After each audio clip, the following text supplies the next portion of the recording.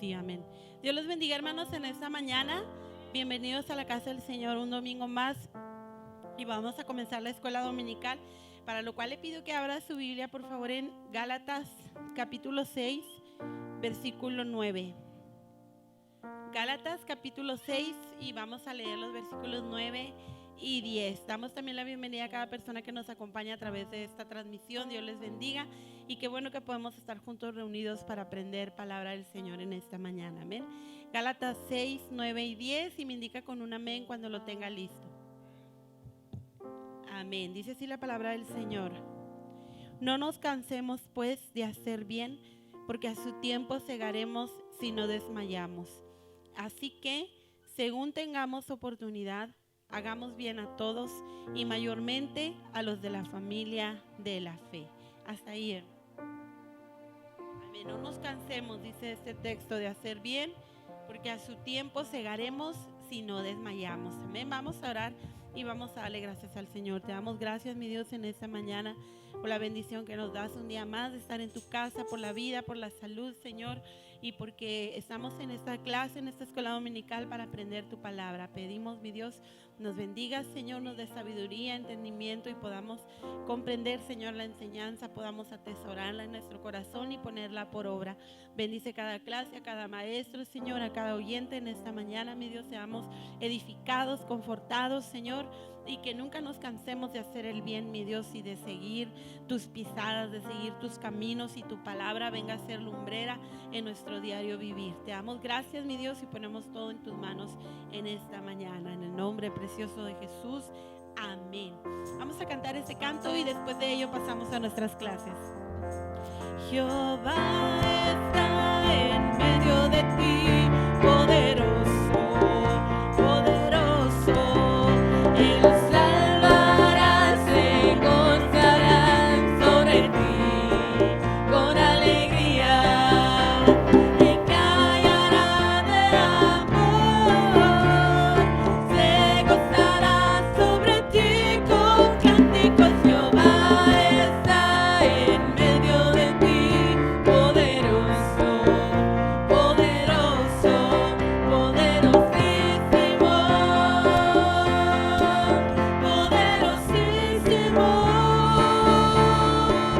poderosísimo, poderosísimo. Jehová está en medio de ti, poderoso, poderoso. Él salvará, se gozará sobre ti con alegría, y callará de amor, se gozará sobre ti con cánticos. Jehová está en medio de ti, poderoso, poderoso, poderosísimo, poderosísimo, poderosísimo,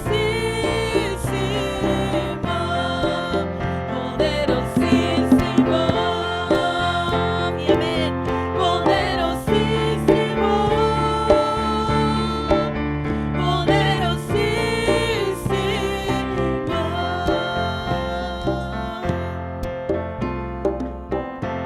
Amén. Él está en medio de nosotros. Vamos así a pasar a nuestras clases. Dios les bendiga. Pueden ocupar su lugar.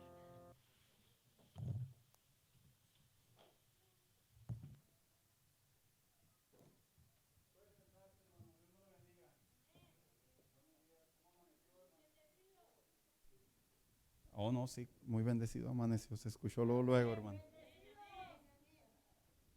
Estamos contentos, hermanos, de estar en la casa de Dios, ¿verdad?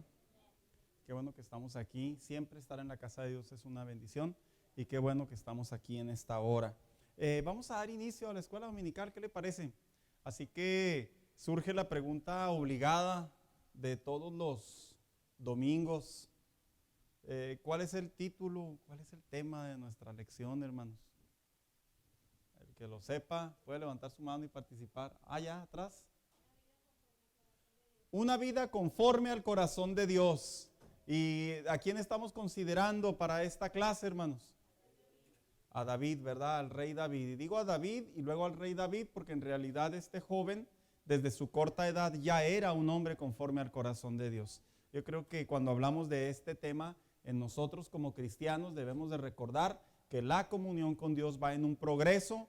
A nadie le aplastan al botón y de manera automática ya es otra persona, sino que progresivamente la vida cristiana va madurando, va entendiendo, va entregando, se va rindiendo, va asumiendo el papel que le corresponde delante de su relación con Dios. Así que al hablar de una vida conforme al corazón de Dios, hermanos, en esta parte número 5, ¿quién recuerda cuál fue el punto que tratamos, el rasgo, la característica que tratamos del rey David la semana pasada? Se la puse difícil. Mire, le voy a dar la antepasada. La antepasada hablamos de ese hombre que tenía un corazón conforme al corazón de Dios. ¿Por qué? Porque sentía celo por Dios. Y luego la semana pasada vimos otra parte. Pues sí, en realidad va por ahí. Hablábamos de cómo es que este hombre aprendió a pelear las batallas. Y precisamente decíamos que lo aprendió a pelear desde la perspectiva espiritual. ¿Por qué? Porque a pesar de que las batallas generalmente se ven, este hombre comprendió que la relación con Dios sí va de la mano de una parte espiritual, cosa que como cristianos, hermanos, se nos olvida. Esta semana vamos a hablar de una vida conforme al corazón de Dios, pero vamos a considerar esa parte de la vida del rey David, una vida que tiene que ver con una virtud, que por ahí dicen los que escriben, hermanos, que esta virtud es una virtud de los 4 puntos cardinales de las madres de todas las virtudes, y es precisamente la prudencia. Para ello, lógicamente, vamos a continuar con la historia de manera cronológica como la hemos estado llevando. Así que si usted, cuando finaliza la clase ahí entre semana, se toma el tiempo de leer, a ver qué se irá a tratar la siguiente clase, obviamente seguimos con la historia del primer libro de Samuel capítulo, pero ahora, capítulo ¿qué? ¿Qué sería? ¿17 o 18? 18, donde vamos a entrar en esa parte. La semana pasada finalizamos el 17, ahora vamos a entrar en esa parte cuando este hombre, precisamente después de derrotar a Goliat, este hombre va al rey y ahí empieza el desarrollo de la lección. Así que yo quiero preguntar así a entendimiento por ahí, a ver, hermano, ¿cómo anda por ahí sus definiciones? Si yo le pregunto en esta mañana, ¿qué significa para usted prudencia? ¿Qué me contestaría?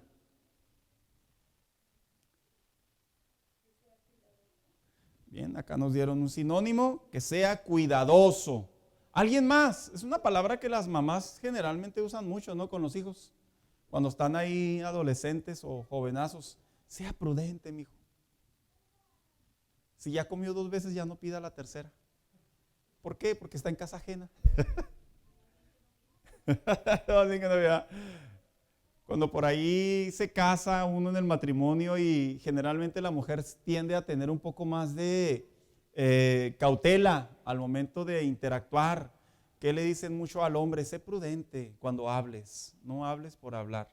Yo creo que a pesar de que a manera de ilustración tenemos a entendimiento lo que significa la palabra prudencia, vamos a ver cómo en definición, bíblicamente hablando, la palabra prudencia tiene mucho que ver con un rasgo que busca Dios para que podamos tener ese corazón conforme a Él. ¿Por qué, hermano? Pues precisamente porque David se enfrentó en una etapa en su vida, de las muchas que tuvo, que vamos a seguir mirando, cómo es que este joven a corta edad ya había prudencia en él. No sabemos si por la mamá o por el papá, pero lo que sí sabemos es que a su corta edad comprendió esta definición y dice a manera de introducción: en la vida cristiana existen actitudes que marcan gran atención sobre quienes nos observan. Esto es porque tenemos, de acuerdo a la Biblia, el autor de los Hebreos, una gran nube de testigos. Léalo por favor ahí el texto completo, hermanos. Hebreos 12:1. Ahí a los que traen su Biblia en su app, pues no van a batallar, ¿verdad?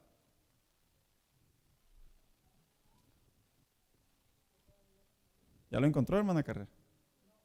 Mire, ya lo estoy encontrando. Así es. Derredor.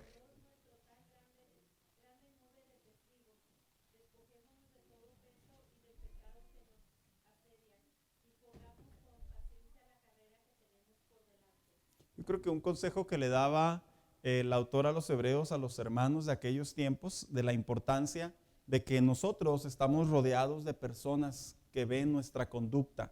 Yo creo que es muy natural que cuando hablamos de este tema, es muy obvio que tenemos la tendencia de ver cómo reaccionan las demás personas, cómo se comportan. Cuando usted va a un trabajo, ¿qué es lo que usted sabe que le van a observar? ¿Cómo se sienta? ¿Cómo va vestido? ¿Cómo habla? Y por ahí hay técnicas, ¿verdad? Para no cometer imprudencias, errores y poder obtener un trabajo. De la misma manera, como cuando usted conquistó a su mujer, ¿verdad? O su mujer lo conquistó a usted, no sé quién de los dos, pero cuando lo vio por primera vez, nomás lo miró y le dijo, ¿qué hubo? ¿Se arma o no se arma? Así le dijo. No, ¿verdad? Por ahí dijo alguien, le sudaba la mano, estaba nervioso, se cambió de nombre porque ya ni se acordó cómo se llamaba. Otros dijeron, estabas tan enamorado que dijiste toda la verdad. Y son partes de la vida en donde la manera en la que nosotros nos comportamos va de la mano de la prudencia. Y cuando hablamos de la palabra de Dios, dice el autor a los hebreos, que nosotros, los hijos de Dios, ahora que ya profesamos esta fe, ahora que ya tenemos a Cristo en nuestro corazón, dice él ciertamente, dice, muchas personas nos observan. Y yo creo que esto es muy típico que observen la vida de los cristianos. ¿Por qué? Porque cuando se habla de la palabra cristiano, en términos generales, generalmente, ¿qué ven en una persona? ¿Qué buscan en una persona? Que se comporte bien. ¿Qué más? Que hable bien. Y que toda su manera de vivir esté bien, independientemente, hermanos, como el cristianismo hoy en día esté considerado, independientemente, sí existe todavía esa reacción de las personas que cuando hablan de la palabra de Dios, cuando hablamos del cristianismo, esperan que las personas tengamos un buen testimonio, un buen comportamiento. ¿Por qué? Dice, porque al compartir y ejercitar nuestra fe, dice, debemos de demostrarla, claro, una característica saludable que debemos de ejercitar es la prudencia. En definición, la palabra prudencia significa la capacidad de medir las posibles consecuencias de los actos y actuar responsablemente. Esto implica actuar justa y cautelosamente. Y luego dijo por ahí alguien hace muchos años que los del norte, así dijo, aludiendo a los mexicanos, dijo, los del norte primero hablamos y luego pensamos. ¿Qué tan cierto será, hermanos? Porque al parecer, sin darnos cuenta, terminamos haciendo cosas y luego después decimos, ah, caray, ¿qué hice? Y esto es, hermanos, porque cuando hablamos de la palabra prudencia, lógicamente la prudencia tiene una manera de que sí va atada a nuestra cultura, sí va atada a nuestro núcleo familiar, sí va atada a nuestro carácter. Y a pesar de que ello de alguna manera trae ventaja o desventaja, vamos a estar viendo cómo el día de ahora la vida de este jovencito a su corta edad, a pesar de lo que ya había sucedido, porque vimos la semana pasada que este jovencito salió, enfrentó, peleó con Goliat y le dijo, tú vienes a mí con espada, lanza y jabalina, y él hablaba en términos espirituales, yo vengo ante ti en el nombre de Jehová de los ejércitos, se para en la línea de batalla, ya no se puede echar para atrás. Aquel hombre lo insulta, lo maldice en el nombre de sus dioses, inicia la batalla, este joven saca una piedra lisa, se la avienta, se la entierra en la frente. Estoy viendo bien rápido, ¿verdad, hermanos? Pues porque ya lo vimos, pero va a ser mi introducción. El hombre cae de frente, rápidamente le quita la espada a Goliat, ¿y qué hace? Le corta la cabeza. Una vez que le corta la cabeza, el pueblo de Israel, debido a que observó que el gran paladín había caído, de alguna manera se motivaron a salir ¿a qué? A pelear en contra de los filisteos, y dice la Biblia que traen la batalla. Pero ahí es donde empieza la clase precisamente del día de ahora. ¿Cómo es que después de que pasa este evento, dice la Biblia que el rey dice, ¿quién es ese jovencito? No, pues es de la casa del hijo de Isaí. Mándenlo traer. Y cuando van de regreso a Israel, después de traer la victoria en contra de los filisteos, dice aquí de la siguiente manera, este hombre recibe su recompensa y a la misma vez regresa a Israel a su casa de origen. Una vez que le corta la cabeza al filisteo y lo lleva delante del rey y los escuadrones de Israel regresan victoriosos de la batalla, regresan a Israel y al entrar a la ciudad era algo muy típico. Se dice que cuando regresaban los soldados había mujeres cantoras o cantantes. Y dice que salieron al encuentro con una nueva canción. Fíjese, si usted piensa que YouTube, Twitter, Instagram son rápidos, estos fueron más rápidos. Porque allá no existían las comunicaciones y ya habían compuesto una canción. Dice la Biblia que las cantoras comenzaron a decir la frase: Saúl hirió a miles. Gracias, hermana Carrera. Y David a sus 10,000. ¿Qué significaba esa frase?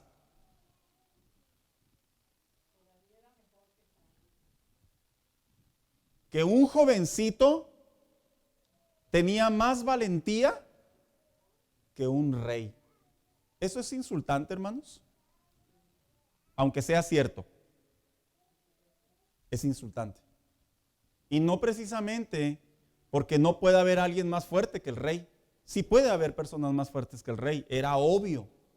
Era insultante por la manera en la que se llevaron a cabo las cosas. Todos los reyes saben que pasan por la edad de la madurez y ellos ya simplemente son líderes, estrategas para tomar decisiones, pero no necesariamente tienen la fuerza para pelear. Saúl ya no estaba en una edad que dijéramos para considerarse el más habilidoso. Tenía fuerza, pero no el más habilidoso porque ya había pasado cierto tiempo. Sin embargo, a pesar de que este hombre tenía todavía cierta fuerza, la gente empezó a decir: hay uno mejor que el rey, y ese es David. Y no solo a la comparación de que posiblemente puede ser mejor que el rey, sino 10 veces más mejor que el rey. Después dice lo que significa que este joven había sido más valiente que el rey. Lo que esto hizo enojar al rey, y a partir de ahí dice, ya no lo vio con buenos ojos. ¿Qué sintió el rey David al escuchar esta frase de las cantoras? ¿Qué habrá sentido? Celo. ¿Qué es celo?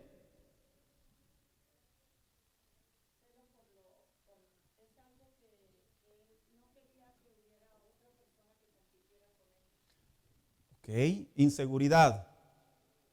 ¿Qué es celo?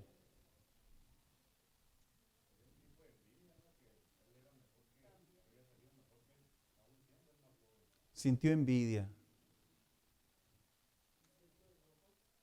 enojo. Hermanos, cuando ustedes estaban ahí en aquellos años, o todavía están en los años, ¿verdad?, con la mamá, y luego que la mamá empieza a decir: no, pues es que este es el que mejor se porta. ¿Usted qué dice? No, no es cierto. Y luego llega la tía y le dice: no, este es el más simpaticón, la más simpática. ¿Usted qué dice? No, es la adoptada. Porque de alguna manera surge cierto celo. Estoy hablando a manera de broma, ¿verdad?, para poder entender mejor el concepto. En la vida del rey David, estamos hablando del rey Saúl, estamos hablando de un reinado, hermanos. No estamos hablando de cualquier cosa.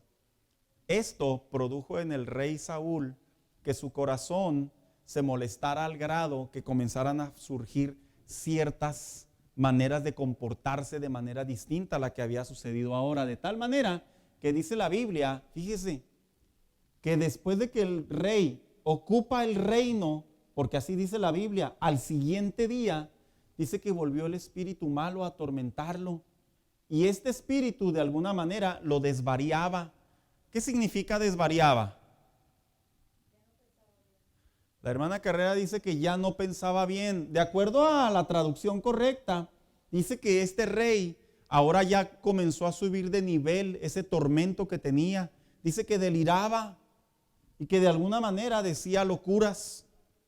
En otras palabras, el corazón del rey Saúl, al volver de la batalla, ya no era simplemente alguien que era atormentado y tenía en cierta manera miedo o se sentía inseguro, sino que se elevó y ahora tenía estas tendencias. Algunos teólogos dicen que él atacaba a David porque estaba en cierta manera en un sentido de locura, pero no, este hombre estaba bien. Lo que pasa es que la locura se produjo debido al celo, que el celo lo llevó a que el espíritu lo atormentara. ¿Usted sabía que en ocasiones en la vida cristiana aun cuando ya tenemos a Cristo en nuestro corazón, la práctica de un pecado, el ejercicio de un pecado, como la envidia, el celo, el egoísmo y muchos más que se pueden mencionar, cuando se agudizan en la relación espiritualmente hablando, ¿usted sabía que de alguna manera tienen ese alcance que ciegan nuestra vista y nos hacen hacer cosas o decir cosas que están fuera de nuestro entendimiento, hermano?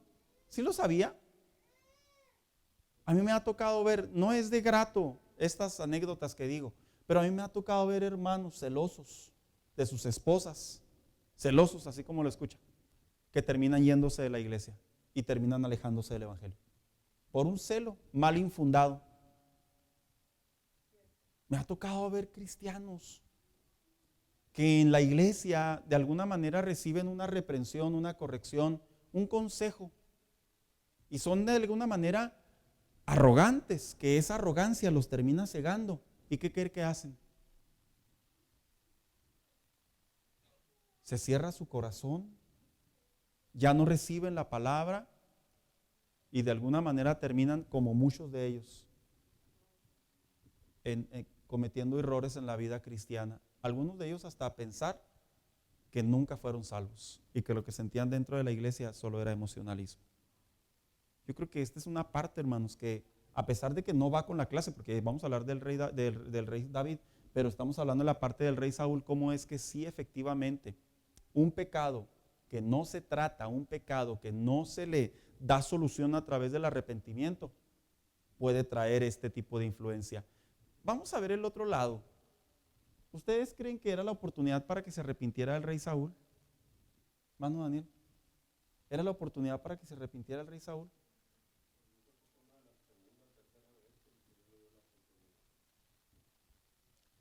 Y de alguna manera es una elección. A pesar de que decimos que el pecado puede atar o esclavizar a una persona, no deja de ser una elección la que nosotros tenemos.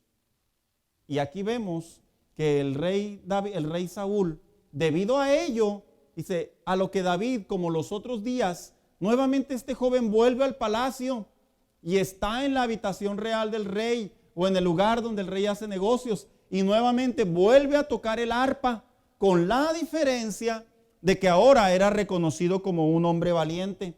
Y dice a la Biblia, usted lo puede leer, que dijo dentro de sí el rey Saúl: voy a agarrar mi lanza, porque siempre portaba su lanza.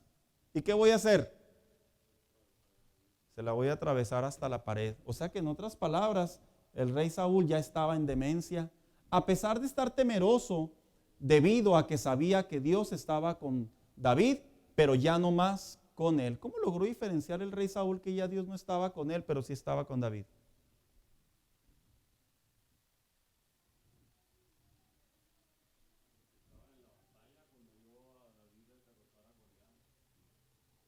Entonces,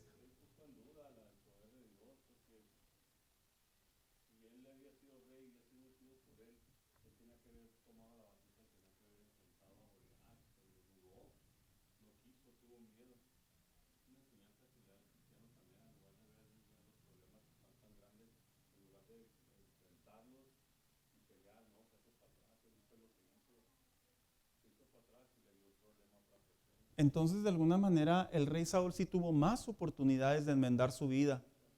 Sin embargo, no lo atendía. Por eso cuando las personas dicen, no, es que después me acerco a Dios, después me arrepiento. ¿Sabe cuál es la realidad, hermano? La realidad es que Dios nos da un montón de oportunidades día a día para encontrar ese arrepentimiento. Y luego dice la Biblia que cuando este hombre detecta que ahora Dios estaba, Jehová estaba con David, dice que le temía. Y por lo tanto, como le temía, ya no lo quería tener cerca de él. ¿Qué cree que hizo?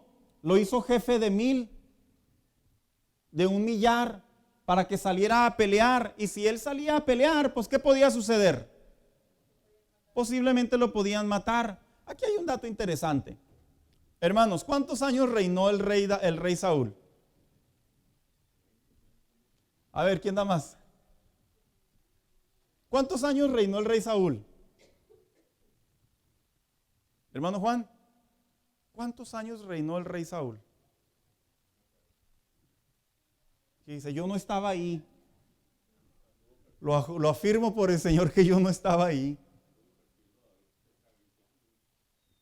De acuerdo a los teólogos, este hombre estuvo cerca de 30 años. Lo digo en aproximación. ¿Saben a qué tiempo, a qué edad este hombre? Miren el dato que les estoy dando, hermanos, es para prestar atención, porque tiene mucho sentido. ¿Saben a qué tiempo, en realidad, cuántos años tenía el rey Saúl en el poder cuando David derrotó a Goliat? ¿Cuántos años tenía ya el rey Saúl cuando atendió a la batalla? Está dando una aproximación. Ahora, usted va a decir, ¿eso a mí qué me importa? Mucho. Ahorita le voy a decir por qué. Porque para que se dé cuenta, no le voy a dar el número todavía. Primero le voy a decir lo que le iba a decir si alguien le atinaba el número o lo aproximaba. Porque una vez que el rey Saúl se aleja de David y lo manda para que se vaya a pelear, ya no había quien le tocara el arpa. Dese cuenta cuánto tiempo una persona puede soportar vivir atormentado y teniendo la solución para su vida, no quiere. Eso fue lo que le pasó a Saúl. El rey Saúl estuvo siendo atormentado cerca de 30 años, hermanos. Es mucho tiempo. Es mucho tiempo. Este hombre, la única solución que tenía era a David que le tocara el arpa y es como cuando usted va al hospital y le duele mucho algo y le dan morfina. ¿Qué siente usted? Y luego pasa el efecto y ¿qué dice? Échale otra. Figure la vida de un hombre que fue atormentado constantemente y él prefirió alejar la esperanza de su vida por orgullo, por enojo, por arrogancia, por insensatez, por imprudencia. Todo proviene de la desobediencia definitivamente. Pero a lo que quiero llevarlo yo, hermano, es que ¿se puede vivir atormentado sin Dios? Oh, sí. Claro que se puede. Hecho garras. La gente cuando se aleja de Dios, una de las cosas que a mí me llama mucho la atención es que caracterizan que viven mejor que nosotros que vivimos todavía en Dios. ¿Sí lo han notado, hermano? Usted cuando habla con alguien que se aleja del evangelio, no crea que le va a decir, pues ya desde que me fui a la iglesia me va muy mal. No es cierto, no dicen eso. Por lo general, con su apariencia, quieren demostrar o reaccionar que viven mejor que como vivían antes. El rey Saúl tuvo que vivir con este castigo por todos estos años, porque él mismo lo provocó. Eso nomás se lo digo a conciencia, hermano, para que detectemos la importancia de ser prudentes en nuestra relación con Dios. Porque la prudencia, hablábamos en definición, que es ¿qué? Es mirar los pormenores, mirar lo que va a pasar al momento de que yo tome una decisión. Posteriormente dice que después de que el rey fue atormentado por tantos años, que yo le adelanté la historia, porque vamos a llegar al punto en donde muere el rey Saúl en algún punto de las semanas, pero la adelanté porque tiene sentido, vale la pena. Dice aquí que David, una vez que toma su millar, sus miles de hombres, sus soldados, y sale a defender a Israel como un general más del montón, de 1 millar. Es más, hermano, y 1 millar no era mucho. El que tenía más eran de 5,000. 10, 100, 1000, 3000, 5000. Así era por ahí el conteo. O sea que David prácticamente pertenecía a uno más, no recibió algo de honra, algo que dijéramos, va a ser el mejor. No, lo posesionaron en un lugar X, por así decirlo. Sin embargo, hay un versículo en el capítulo 18, dice que David se conducía con prudencia, a pesar de haber sido reconocido como el mejor soldado por haber vencido al paladín Goliat, haberle cortado la cabeza, llevársela al rey, siendo motivado para que el ejército de Dios saliera a pelear contra los filisteos y así ganar la batalla, regresar, escuchar unas canciones que lo posesionaban como mejor que el mismo rey y en sus manos tener el instrumento para tocar un arpa y apaciguar el tormento de un rey. Este joven mostró prudencia. A ver, hermanos, hace unos días leí un artículo de 8 hombres, de los muchos que hay, 8 hombres que han ganado la lotería aquí en Estados Unidos y los 8 han llegado a la conclusión que fue lo peor que les pudo haber pasado. Lo peor.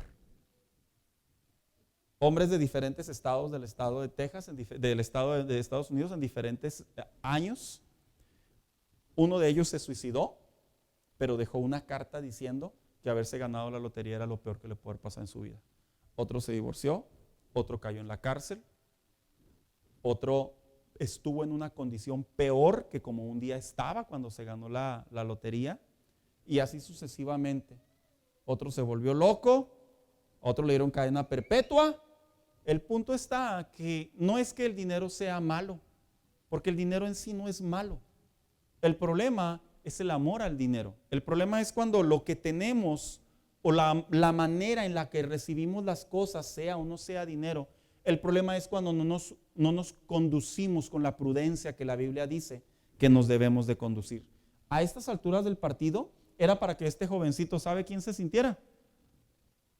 Era para que se sintiera un dandy, era para que se sintiera el Scarface, ahí va, para que se sintiera un alto mando. ¿Por qué? Porque prácticamente, si usted observa cuidadosamente la vida de este jovencito a su corta edad, ya tenía mucho poder. Sin embargo, este jovencito, dice el versículo 14, ¿quién lo tiene por ahí? Van a carrera, si lo tiene, repite, léalo. Hermano Daniel.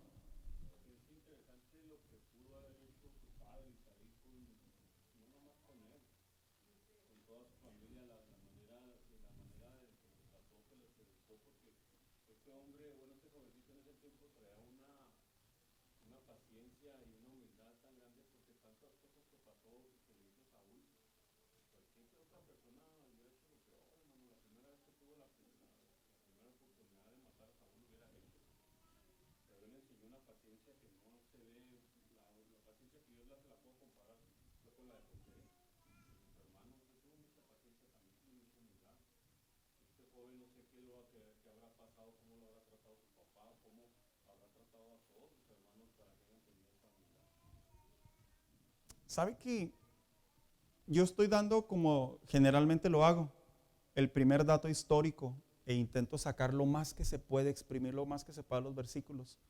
Porque cuando comprendemos y nos metemos en el papel de los hombres de Dios, de los personajes bíblicos, nos damos cuenta que eran iguales a nosotros. Eran iguales. No hay nada en ellos que los haga mejor que nosotros, en el contexto de que Dios los ve diferentes, en que Dios les da más a ellos que a nosotros. No. Estuvieron, dijo el apóstol Santiago, ¿va? Hombre sujeto, llamaba a Elías, ¿verdad? Pues a pasiones. ¿Y cómo es que los hombres de Dios, de alguna manera, cuando los estudiamos, sí nos enseñan que en el día a día, hermanos, en realidad lo que ellos vivieron está muy por encima de lo de nosotros, en el término de que nosotros deberíamos demostrar mejor cordura en la relación con Dios que estos hombres. Imagínense, es todo lo que este hombre ya tenía a su corta edad. Ya el pueblo, la opinión pública de las cantoras que representaba el run run de la ciudad, ya lo tenía a su favor. ¿Usted sabía que si este joven hacía un golpe de estado a su corta edad, independientemente como la quieran poner, este joven se llevaba la victoria? Se la llevaba, porque había derrotado prácticamente al rey. Tú no saliste a pelear, yo salí a pelear. Y si quieres que pelee contigo, si me eché a un hombre de 3 metros, tú para mí eres agua. Lo pudo haber interpretado así David. David, dice la Biblia que pudo haber, a manera de imaginación, si la Biblia lo posicionara de otra manera, David con la pura cabeza hubiera llegado a la entrada del reino y les hubiera dicho, aquí yo tengo a Goliat, aquí está su cabeza. En otras palabras, yo fui el que vencí, no el rey. Betty.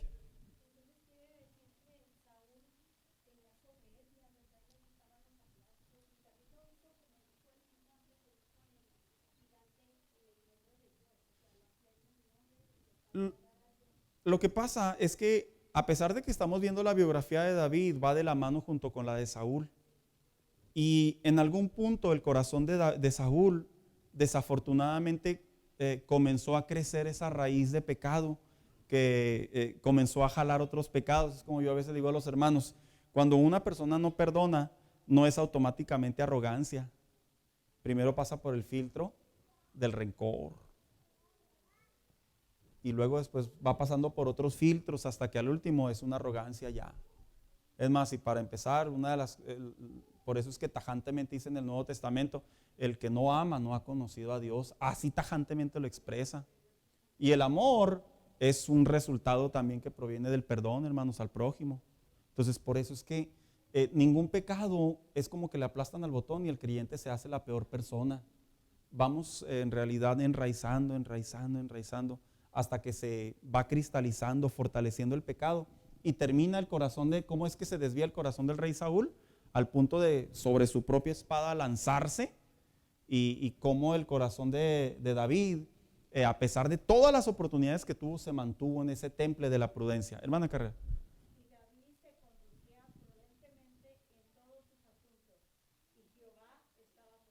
Debido a la prudencia que este joven expresaba, es la razón por la que Dios estaba con él. Entonces, sí, de alguna manera la prudencia es algo que atrae el corazón de Dios hacia a nosotros a favor. Y dice aquí Betty.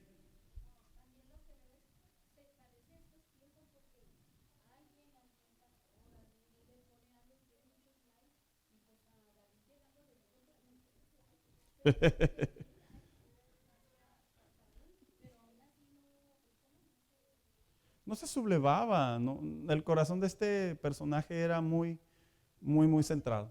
Bien, y luego dice, la prudencia contra la imprudencia o el descuido. Yo me he fijado que cuando hablamos de la palabra prudencia es una línea muy tenue, como lo voy a leer a continuación. La prudencia es un elemento importante en la vida, con el prójimo, pero sobre todo en la comunión con Dios. Por lo tanto, debemos evaluar justamente esta virtud, porque en ocasiones muestra una línea muy tenue que puede ser malinterpretada a los demás o a uno mismo, como por ejemplo la prudencia y el miedo, ¿verdad? No, yo no oro mucho porque pues, no quiero que el diablo se enoje, ¿verdad? No, pues no, se enoja y pues ¿para qué nos peleamos si así está bien la cosa?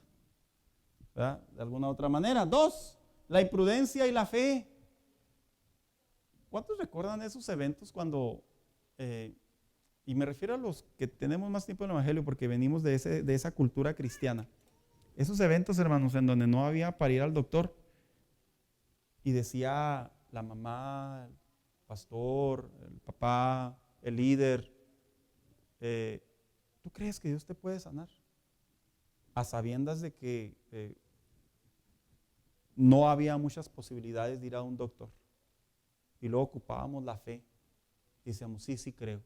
Y surgía la fe, sanaba, Dios obraba, Dios se manifestaba. Pero hoy en día yo me fijo que existe mucha imprudencia y ellos la llaman prudencia. Ya la gente no piensa así. Ahora, en términos generales, ¿sabe cómo piensa la gente? Estoy enfermo. Cita con el doctor.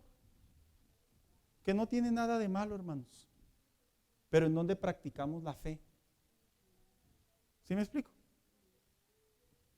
Antes no había para comer. ¿Quiénes tienen historias en su vida que no había para comer y doblaban las rodillas ahí donde estaban, hermanos? Decían, Señor, no tenemos alimento. Y empezaban a orar. ¿Alguien tiene historias? Y luego Dios obraba, Dios contestaba. No, hoy en día no. Hoy en día la gente no hay para comer. De volada el 2:11. No tengo para comer. Antes la gente no tenía trabajo. ¿Y sabe qué hacía? Buscaba a Dios y tocaba puertas. ¿Y sabe qué hacen ahora? Hablan al desempleo. No estoy en contra de ello, pero yo sí creo que en muchas de las ocasiones Dios nos pone en situaciones en donde quiere que ocupemos la fe. ¿Y sabe cómo nosotros lo llamamos? Prudencia. ¿Cuál es verdaderamente la prudencia bíblica? Lo que hace diferente a la prudencia disfrazada. Porque hay una prudencia disfrazada, hermanos. Se disfraza de miedo, se disfraza de hipocresía, se disfraza de incredulidad, se disfraza de muchas cosas. Como por ejemplo, yo recuerdo ese famoso post que se hizo tan conocido, que es un proverbio bíblico. Cuando estábamos en medio de la pandemia y las iglesias se comenzaron a abrir, yo recuerdo cómo la gente posteaba mucho el texto bíblico. El prudente ve el peligro y se guarda. Y luego la gente decía, no vayas a la iglesia porque ahí te puedes contagiar, sé prudente. Pero sí se iban a Walmart, ¿verdad? se iban a Ross, se iban a Burlington, se iban a los malls, pero a la iglesia no. Eso, hoy por hoy, viera cómo alejó a mucha iglesia, que a la fecha, yo he conversado literalmente con personas, a la fecha, que no van a sus iglesias por temor, por miedo, pero ellos dicen que es prudencia. Ellos dicen, es que hay que ser prudentes. Y yo generalmente les digo, la iglesia es el lugar más seguro que puede haber sobre todo. Tanto así que el gobierno de los Estados Unidos las defiende todavía. Las defiende que si entra un inmigrante, al grado que no puede entrar migración. Nomás para que te des cuenta el peso que para el gobierno tiene una casa de Dios. ¿Te das cuenta el peso que tiene para espiritualmente para un hijo de Dios? Ahora, vamos a dejar algo en claro. Estamos hablando de iglesias y lugares en donde está la presencia de Dios. Donde no está la presencia de Dios, que sí existe, ahí sí no entre, hermano, por favor, ¿verdad? Se la rifa. Y sí existe esto. ¿Por qué? Porque desafortunadamente iglesia no es sinónimo de presencia de Dios. Iglesia tiene en definición que ahí está Dios, pero en realidad en estos tiempos y como en los tiempos bíblicos hay que dejar en claro. Así como le pasó al rey Saúl, Sansón, que cuando menos se dio cuenta el Espíritu de Dios ya no estaba con él. Es una buena aplicación para decirle a muchos creyentes, ten pendiente, ten cuidado. No todo lo que tú le llamas porque está el nombre de Dios ahí significa que Dios está ahí. Hermana Carrera.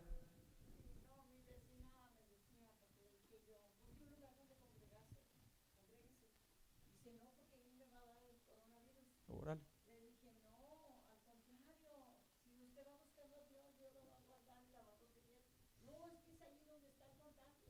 Órale. Pero en Walmart no. Ni en el trabajo, ni en el parque, ni corriendo, ni en el lugar, ¿verdad? Que fue tan controversial todo esto. Ahora, eso es porque la prudencia se disfraza. Pero vamos a ver en la parte de la vida de este hombre, que a pesar de que este hombre, miren, este hombre pudo haber dicho, David, pudo haber dicho, voy a ser prudente. El rey, ya Dios no está con él. Un golpe de estado. Suena prudente, ¿verdad? Claro, porque ya no estaba Dios con el rey. Y prudentemente, como debía haber un rey que estuviera ungido por Dios, qué mejor que David.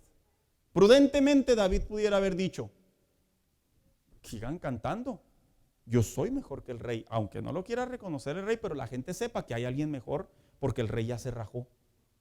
Y pudo haberse disfrazado su prudencia de hipocresía. La prudencia se disfraza de muchas cosas cuando no es bíblica, hermanos. Cuando no es bíblica. Cuando es bíblica, tiene un trasfondo bíblico. ¿Y qué dice que hacía David? Se conducía con prudencia delante del rey, delante de sus soldados, delante de los que lo afamaban, delante de Dios mismo, de tal manera que Dios estaba con él. Ahora, dice aquí, ¿verdad? La prudencia es la edificación de un proyecto. Como yo decía ahorita, hermanos, la prudencia no es algo así como que viene y ya, ¿verdad? Sale y uno le aplasta el botón y se forma. No. Jesús enseñó una parábola donde pone en evidencia que la prudencia es como una construcción de una casa en la cual vienen diferentes eventos. Lluvias hicieron crecer los ríos. Los vientos soplaron y azotaron la casa, pero la casa no se derrumbó por el cimiento o por el fundamento. Y esto es porque estaba sobre una roca, de acuerdo a la historia. Que la interpretación bíblica es porque estaba sobre la roca, que es la palabra de Dios. Esto evitó el fracaso y la ruina. Así el creyente debe de construir esta virtud para su comunión con Dios. Entonces, ¿cómo diferenciar, verdad, ahí la prudencia que se disfraza con la prudencia bíblica? A veces, le voy a decir una cosa, la prudencia bíblica sí duele, es la verdad, hermanos. ¿Sabe por qué? Porque golpea el ego. Porque golpea la autosuficiencia, que todos tenemos, no se preocupe. Porque golpea los pensamientos de nuestra niñez, los con los que hemos crecido, los que hemos enraizado. Porque golpea el qué dirán los demás. Y generalmente esto un cristiano debe de saber evaluarlo y decir, bueno, yo no quiero mis conveniencias. Yo quiero que en realidad Dios me vea y cuando me vea desde el cielo, acorde a la palabra de Dios, vea a alguien que está caminando prudentemente. ¿Por qué? Porque la prudencia te puede llevar a la virtud que es la visión de Dios, que al final del día es edificar en algo bueno, pero a la misma vez la prudencia no bíblica nos termina llevando al fracaso. Y dice aquí, ¿verdad? ¿Cuál es la diferencia? ¿Cuál es la prudencia que es aprobada por Dios? Es un complemento que se alienta a la sabiduría. Y dice que es la que pone su confianza en Dios antes que en sí mismo. Vamos a ver Proverbios 3:5, por favor, y ayúdeme con los demás pasajes bíblicos, hermanos.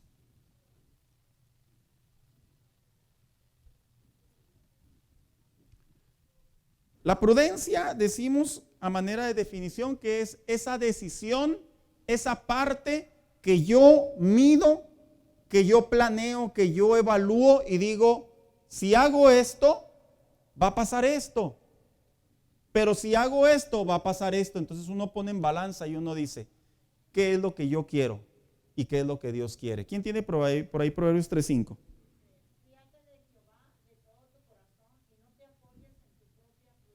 Entonces, la prudencia en sí no es pecado, hermanos. El problema es cuando se disfraza. Cuando dice el proverbista, y no te apoyes en tu propia prudencia, es porque de alguna manera la prudencia que tenemos nosotros es limitada. Es una prudencia que al final del día nos va a llevar a diferentes caminos. No todos los caminos en realidad vienen cargados de pecados sobre la prudencia disfrazada. A veces, recuerde que nuestra prudencia es limitada. ¿Qué significa? Que inconscientemente usamos nuestra prudencia, pero en realidad estamos cometiendo un pecado no deliberado, sino un pecado de ignorancia. A eso se refiere este proverbio, que al final del día la prudencia que Dios nos ha dado como seres humanos, que viene de parte de nuestra inteligencia, de nuestro razonamiento, no es mala, pero hay una prudencia que es mejor, y es la confianza en Dios. Siguiente, manda, hermana Carrera. Confianza en Dios. Una de las cosas bien difíciles, ¿verdad, hermano? En la vida cristiana, aprender a confiar en Dios. La que mide antes de creerlo todo. Proverbios 14:15. Es también la prudencia que es aprobada por Dios. Betty. Prudencia. Bueno, dejemos algo en claro. Qué bueno que hace ese comentario. En realidad, la raíz del pecado sobre la vida del hombre despertó otras conductas. Más bien dicho, y entre ellas los prejuicios.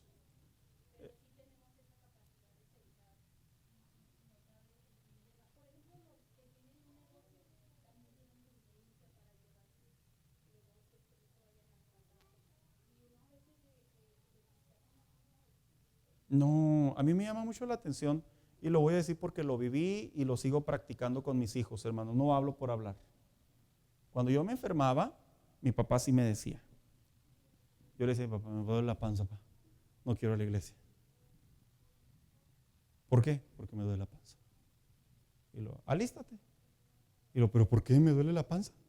Por eso, ahí le vamos a decir al pastor que ore por ti para que el Señor te sane. Y mira, ya no te va a doler la panza. Pues me iba con mi mentira y pues ya cuando oraban por mí, pues yo decía que ya el Señor me había sanado, ¿verdad? Porque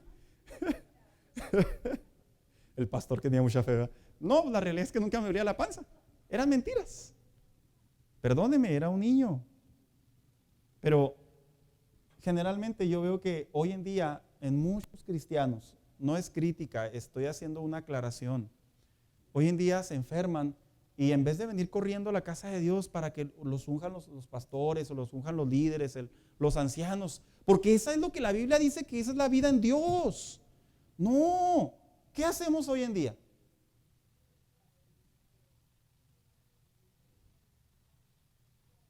Usted no lo hace, nomás lo hacía yo.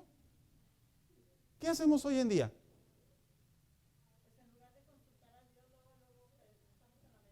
Fíjese qué interesante lo que dice la hermana Carrera. Cuando uno se enferma y es día de culto, ¿por qué uno no le dice al Señor, Señor, ¿quieres que vaya a la iglesia o quieres que me quede en la casa? ¿Por qué no hacemos esa consulta? ¿Sería pecado? ¿Sería legalismo? ¿Sería religiosidad? Es una pregunta totalmente abierta y libre para el Señor que nos responda a través de su palabra, a través del Espíritu Santo a nuestro interior, inclusive a través de una confirmación. No, ¿sabe qué hacemos generalmente? Me voy a tomar un tecito, me voy a bañar, quiero que me apapachen y mujer, no vas a la iglesia, quédate conmigo por favor porque necesito que alguien me traiga un vaso de agua y luego se queda toda la familia. Miren, hermanos, Si usted se quiere quedar en su casa, es su decisión. Yo no lo juzgo. Pero en la madurez en Dios, la prudencia es consultar a Dios. ¿Cómo me dio risa una vez que me platicó un pastor? Esta historia es verídica, no es broma, hermanos. El perro tenía catarro y se quedó la familia. No es broma. El perro tenía catarro. O sea, yo no tengo nada en contra de los perros, ¿verdad? Yo tengo 2. Pero, pues tráigase el perro, aquí oramos por él. ¿Por qué se ríe? ¿Es en serio? Sí, yo sé que fue cómico lo que dije. Hermanos, el Gansito. Dios bendiga a Gansito, ¿verdad? Pero una vez un predicador, un hermano en la fe me contó que él es un evangelista de rancho y de esas veces que conversábamos, hermanos, él me platicó que su hijo tenía un borreguito, un becerrito, que lo quería mucho. Y pues el becerrito se murió. Sé que le picó y se murió. Y el niño estaba muy triste. Y estaba el becerro muerto por un día. Y él me contó que al siguiente día le dijo: papá, tú oras por los enfermos cuando vas a las iglesias a predicar, ora por mi becerrito. Esto es literal, hermanos. Dice que lo volteó a ver y dijo: ay, Señor, ¿en qué cosas me mete este chamaco? Dice que fueron donde estaba el animalito ya muerto. Y que dice que le dijo: mijo, usted órale a Dios con todo su corazón y con fe. Yo voy a orar acá atrás por usted. Pero dice Saúl: en verdad, yo. Pues yo dije: Señor, pues más bien dicho, consuélalo, ¿verdad? Porque ya este animal no va a revivir. Y dice que el niño estaba: ándale Dios, sánalo, revive a mi animalito, quién sabe cómo se llama. Y él, dentro de sí, él me cuenta que él estaba diciendo: ay, Señor, mejor fortalécelo, consuélalo. Y ándele, ¿qué cree? Revivió el animalito. Dice que: papá, y que el animalito empieza a moverse. ¡Ay, hasta él se asustó! Dice Saúl: vivió el animal. Hermanos, la gente disfraza la prudencia. La disfrazamos. Los cristianos no tenemos convicciones como religiosos o fanáticos. Tenemos convicciones porque nos sometemos a la palabra de Dios. Ana.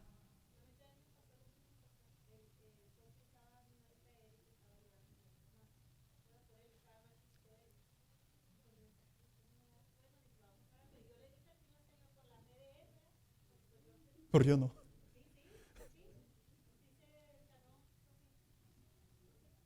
Años atrás, décadas atrás, los enfermos entraban a las iglesias. Yo fui testigo. Los de ahora no sé, no veo que sea muy común. Pero yo fui testigo que la gente literalmente entraba enferma a la iglesia. No los orillábamos, no los poníamos en la orillita ahí con su sign, ¿verdad? No, venga así, vamos a orar por usted y les ungíamos con aceite y Dios los sanaba, hermanos. Esa era la vida del cristiano de antes. No porque fueran necesariamente un Dios diferente, es porque la prudencia no se trata, no se disfraza. La prudencia se acata conforme a la palabra de Dios y poner la confianza en Dios antes que nosotros mismos, hermanos. Esa es una decisión diaria. Cuando a mí la gente me cuestiona: pues es que el pastor siempre nos quiere ver en la iglesia porque sí surge. ¿Usted piensa que mis hijos no se enferman? ¿Piensa que los hijos del pastor no se enferman?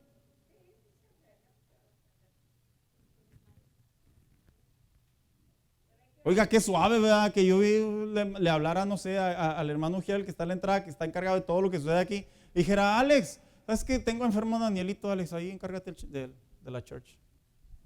Es mi hijo, soy su papá. Y yo voy a atender a mi hijo. ¿Qué pensarían de mí como pastor? En serio, hermano, es pregunta. ¿Qué pensarían de mí? Ay, hermana Carrera. ¿Alguien más tiene otra opinión? ¿Qué pensaría de mí, hermano Juan?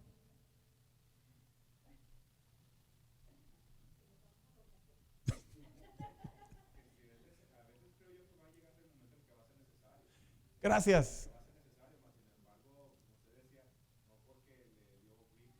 Cosas que en realidad no representan eso que dijéramos: tengo que ser prudente.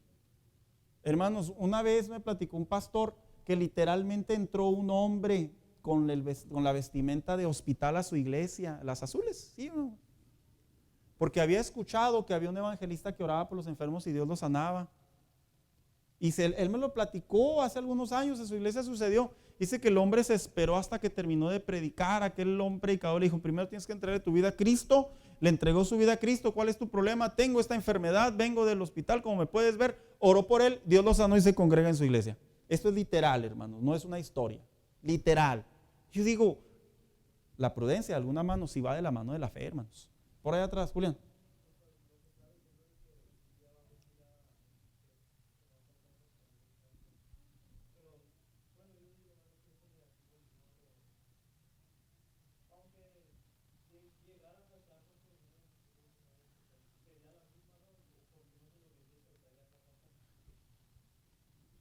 Así de simple. Yo primero tengo que consultar a Dios. A ver, Señor, ¿qué debo hacer? No significa que mi hijo se está muriendo, ahí lo estoy esperando en oración. Claro que no, sentido común. Pero yo sí primero debo de consultar a Dios. Y generalmente cuando mis hijos se enferman, hermanos, así bien típico. A ver, mi esposa les da una pastilla, vamos a orar, se pone a orar por ellos. Y pues aquí estamos, como cualquier otro cristiano. No como un pastor, como cualquier otro cristiano, que tiene que usar su fe para poder confiar en Dios. No somos padres imprudentes. Somos padres que comprendemos lo que es una enfermedad, pero también comprendemos lo que es primero consultar a Dios, porque eso es lo prudente, ver el impacto a futuro. La mayoría de todos mis años, todos mis hijos crecieron, cada vez que se enfermaban oraba por ellos y eran sanados. Ya. Ahora, este es un caso muy típico en estos tiempos. Cuando yo veo las estadísticas, ¿por qué la gente falta a las iglesias? No falta porque no tiene carro, no falta porque no tiene dinero, no, faltan porque algunos de sus parientes están enfermos. Así lo he visto yo, y cuando se determina a punto claro nos damos cuenta que son cosas que están al alcance de buscar a Dios en primer lugar y consultarlo. Dice aquí, la que mide antes de creerlo todo, Proverbios 14:15, ¿quién lo tiene?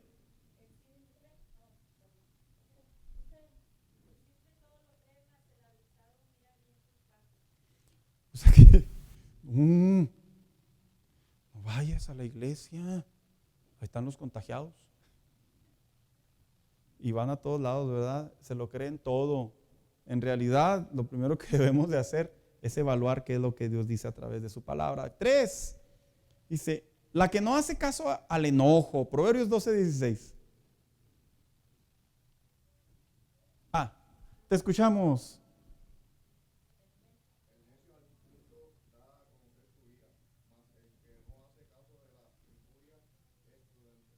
El que no hace caso de la injuria. Y luego leíste una versión que no es la 60. ¿Cuál versión leíste? No. ¿Cuál versión leíste? Nomás recuérdame. La injuria, ¿es ser Dios viviente o la internacional? Alguien que lea la 60, porque la 60 usa una frase. También dice, ¿usted trae la 60? Bueno, hay una versión que dice así. Dice, soporta la deshonra. O sea, en otras palabras, tiene todo el derecho a replicar y se lo guarda. ¿Es prudente que un cristiano se guarde las injusticias? Bueno, eso es lo que dice el proverbio, hermana Carrera. Lo que dice el proverbio es que básicamente cuando viene eso, tu reacción, dice, no debe de ser atacar, sino debe de ser esperar y consultar a Dios y ver qué es lo que Dios quiere. 4, la que guarda silencio en tiempos malos. Amós 5:13.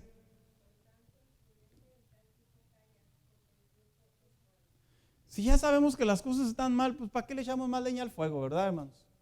Como en los tiempos ahorita que acabamos de vivir, que todavía estamos en eso, en los tiempos de COVID. A veces se llenó tanto las historias del día a día con la familia y con todos, hablando de tragedia sobre tragedia, pues eso ya se sabe, hermano. Hablemos mejor de algo positivo, porque al final del día eso trae algo bendición. La que acepta la disciplina, Proverbios 15:5.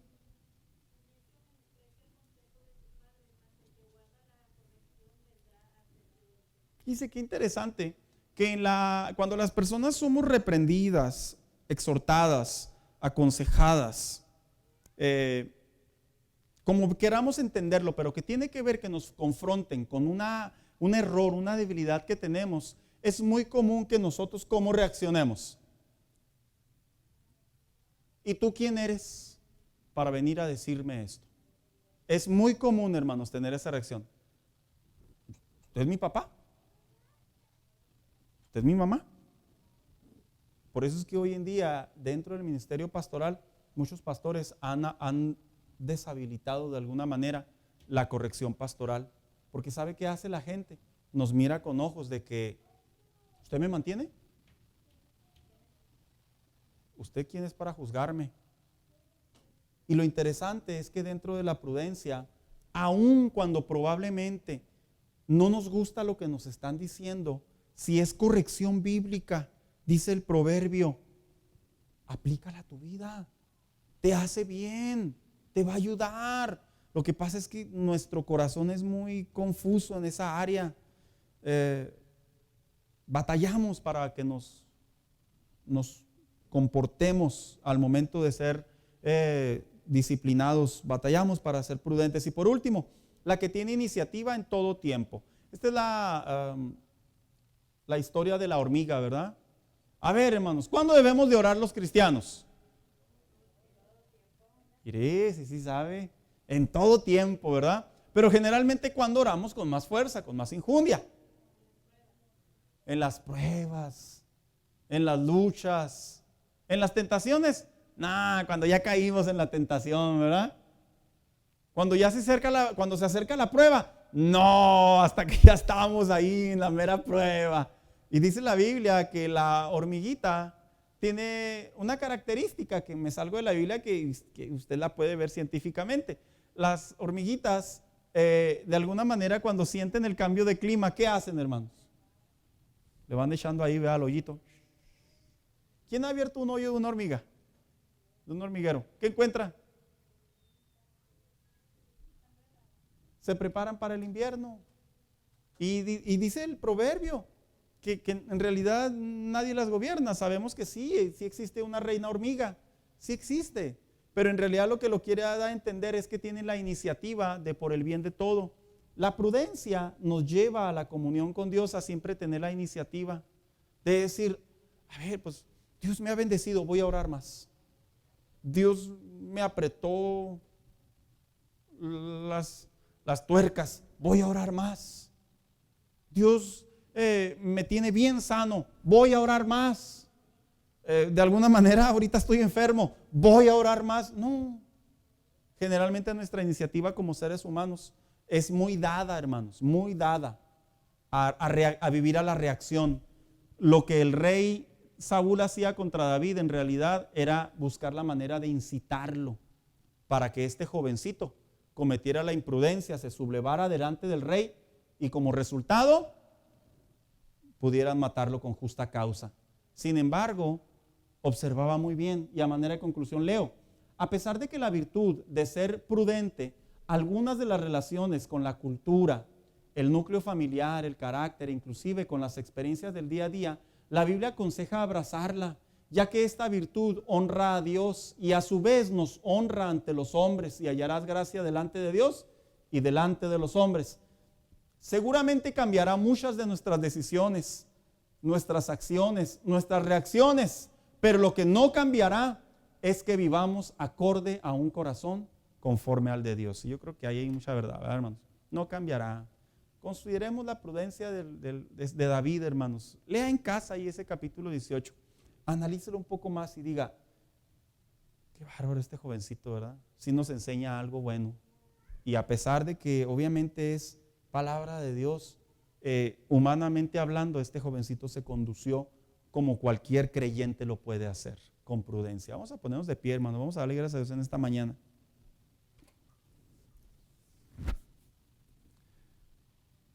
Le quiero pedir por aquí a nuestra hermana Laura. Hermana Laura, despídanos en oración, por favor.